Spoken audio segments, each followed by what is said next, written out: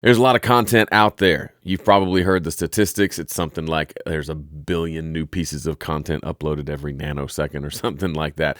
And you may think you want to start an online business, you want to start a YouTube channel, but you got some stuff blocking you, and it's understandable. So we're going to talk about that today. So maybe you're thinking something like, there's nothing new out there.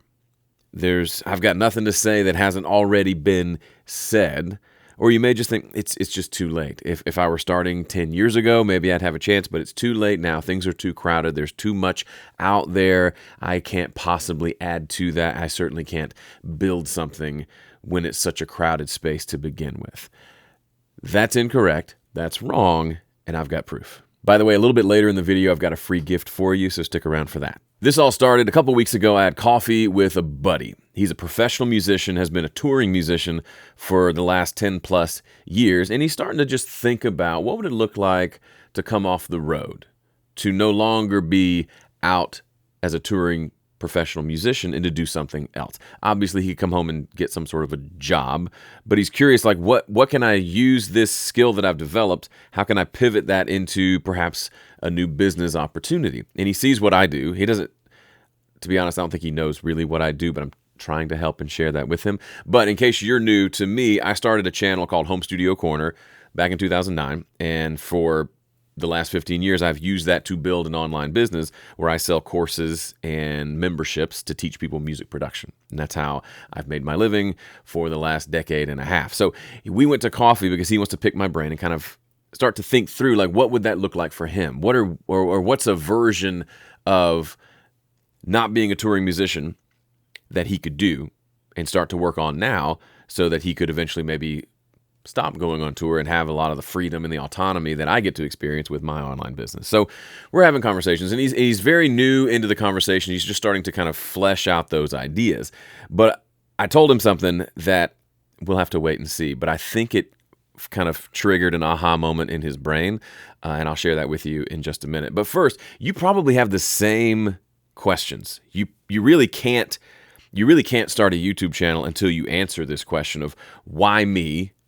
What could I possibly offer that has not already been offered? Because if you can't wrap your head around that, you're going to have a real hard time doing anything on your YouTube channel because you're not going to really believe that it's going to work. And I know it feels like woo-woo and like this weird, like metaphysical thing, but if you don't believe it's going to work, it's probably not going to work. The opposite isn't always true. If you believe it's going to work, doesn't guarantee that it's going to work. But there are weird things at play. When up here, you're not convinced that what you're doing matters, then it's going to kind of play itself out. It's kind of a self-fulfilling prophecy. So you have to wrap your head around this and come up with your own answer to this question. So what if I'm going to prove to you that just because people are doing in the same niche that you want to get into doesn't mean that there's not opportunity for you. So we'll put that aside. I'll prove that wrong here in just a second. But what are the criteria then if that's not one of them? And the way I see it, there's kind of two. First, you have to have some sort of desirable skill and then something to say about it. That's it. So the first piece is important, right? My buddy, if he was not a professional musician and had the story of being a touring musician for a decade plus, there would have to be something that he's good at, a skill that he's developed, some knowledge that he's acquired that he can share with people and provide value for them. If that's not true, then of course that's kind of where you got to start there. But what you'll find is if you do have that, and maybe you don't realize that you have it, but think about something that you can do that's maybe effortless, something you can do that other people say, man, I wish I could do that. And you probably think, it's no big deal. I learned it. You can learn it. It probably is a big deal to them.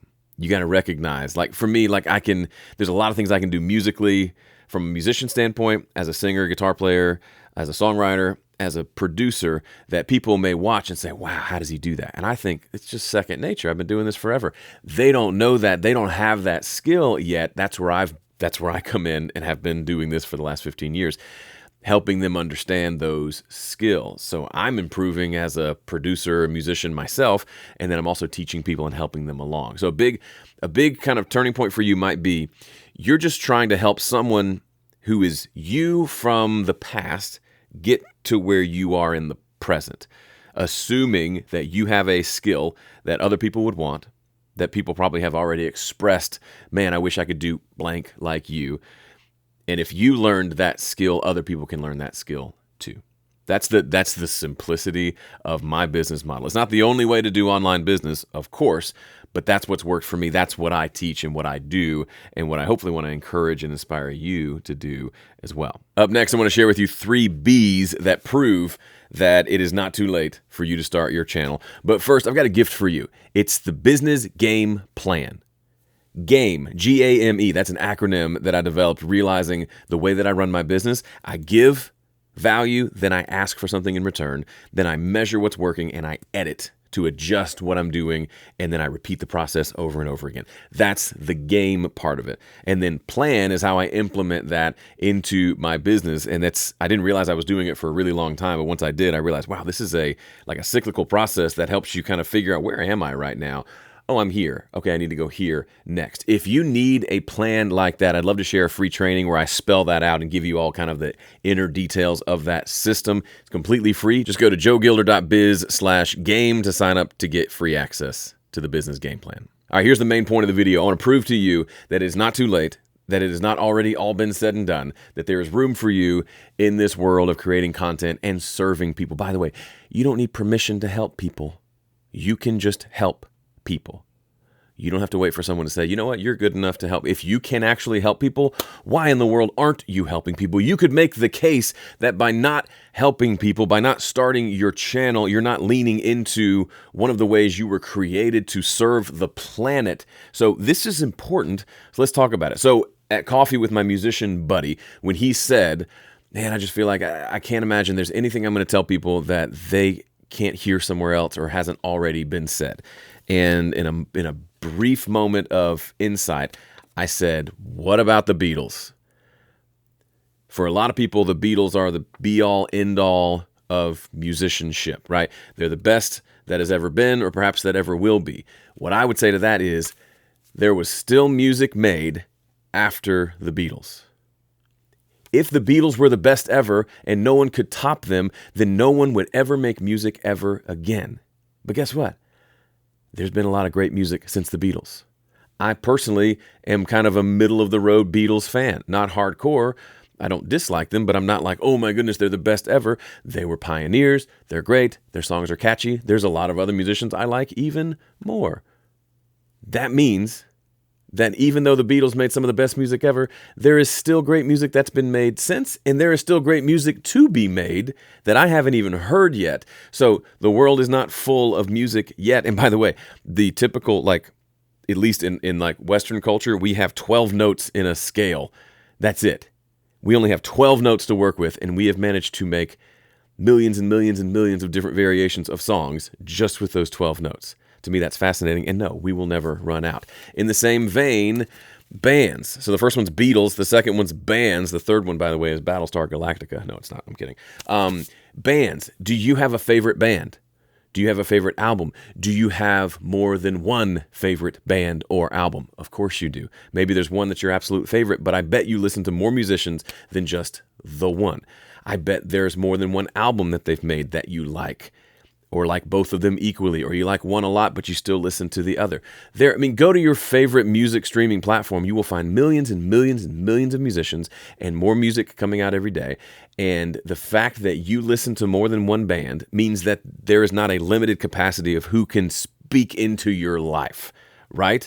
If that were true, then you would have your one favorite band, and that's all you would listen to ever. You would have one car that you drove always, and there would only be one car brand if there was only one way to do cars. But there isn't. There's lots of car brands. And finally, we've talked about the Beatles, bands, finally, business books. Go to Amazon. How many new business books were released today? I don't know how to find that number, but there's a lot. Just go to the business section of Amazon Books. We're talking nonfiction business. It's probably safe to say that there has been nothing new said in the business book world in the last century. It's realistically the same concepts, just rearranged and repackaged and thought of in slightly unique ways. And that's the whole business book model. If you've read more than one nonfiction book and have gotten some value out of it, that proves my point. There are new books coming out every day, every year, because there are new people with new perspectives and a new way of taking information and packaging it in such a way that it finally connects with you.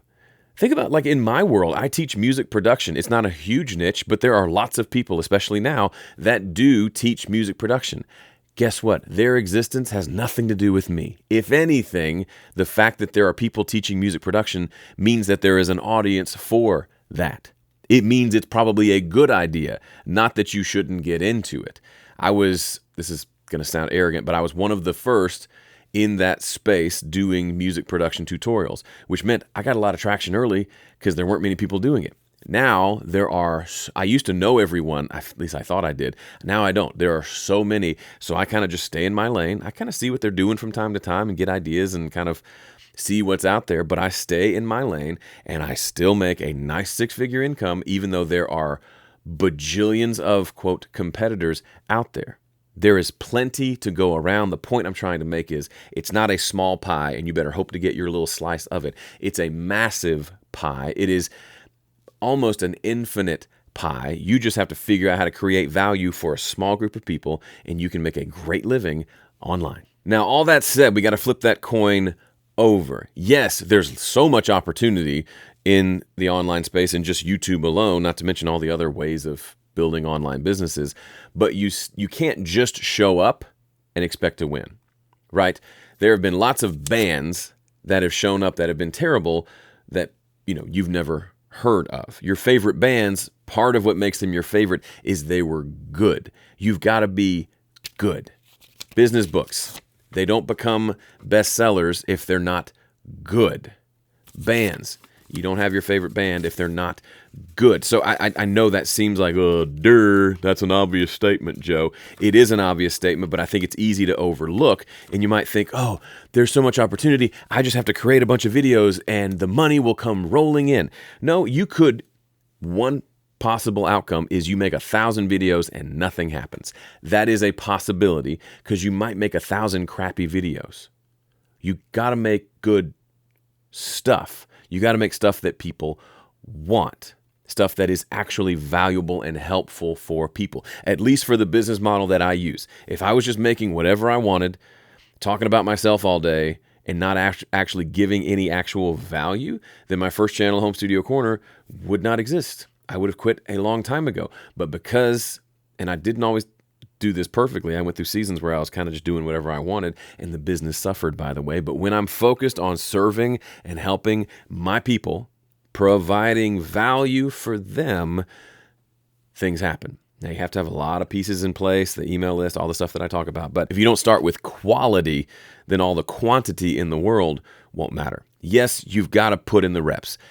No, your first video will probably not be a banger. You're probably going to have to do this over and over and over and over and over again and get better at this craft of creating content that is engaging for people. But never lose sight of the goal is to be helpful, to be valuable, to be good. Just showing up is only half of the puzzle. You also have to be good. All right, that's it for this video. If you haven't seen this one on why you need to stop waiting for permission, probably a great one for you to watch next. Thanks for watching. See ya.